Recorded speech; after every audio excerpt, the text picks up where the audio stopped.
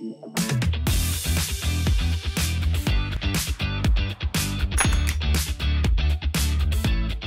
le voit dans nos statistiques, hein, les femmes sont sous-représentées. Il suffit de regarder les index de parité. Aujourd'hui, ils sont obligatoires et publiés. Donc, effectivement, c'est une réalité. Et ma conviction vraiment profonde, c'est le fait qu'il faut s'intéresser aux petits sujets du quotidien, aux petits ruisseaux, pour créer les conditions et faire que cet état de fait disparaisse le plus rapidement possible. Un certain nombre d'entreprises l'ont fait, il n'y a aucune fatalité. Voilà, nous sommes opérateurs de protection sociale, on a 70 000 entreprises clientes, 70 branches professionnelles, donc on voit effectivement cette réalité, hein. Il y a une très forte encore sous-représentation, même si les choses changent. Et c'est vraiment une histoire de volonté, de cadre favorable ou pas qu'il faut installer dans chacune des entreprises. Et je vais prendre un exemple très simple. Que les comités de direction se préoccupent de la question des temps de trajet de leurs salariés peut changer énormément de choses en la matière.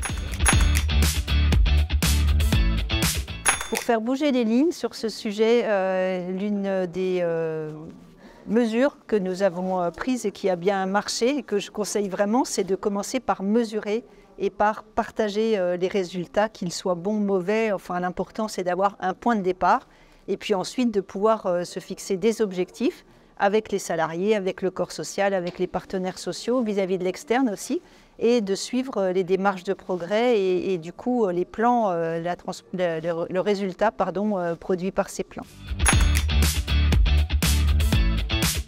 Voilà, une des convictions profondes qui nous anime au sein d'Harmonie Mutuelle, c'est vraiment le fait que notre objectif, c'est la diversité.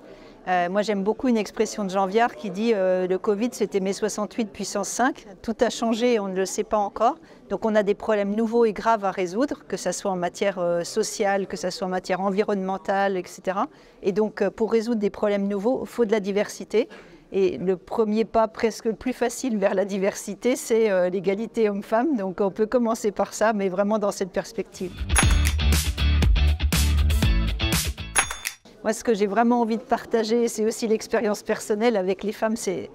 Il faut arrêter de se poser des questions, il faut arrêter de se faire des nœuds au cerveau. Il y a des opportunités, on essaye, on peut changer les choses. Quand on est en poste, évidemment, on a des marges d'action, on a des marges de pouvoir. Et puis ensuite, on a réussi, tant mieux, on n'a pas réussi, on fait autre chose. Et puis, c'est pas très grave. Donc voilà, c'est vraiment cette idée d'oser, d'oser, d'oser.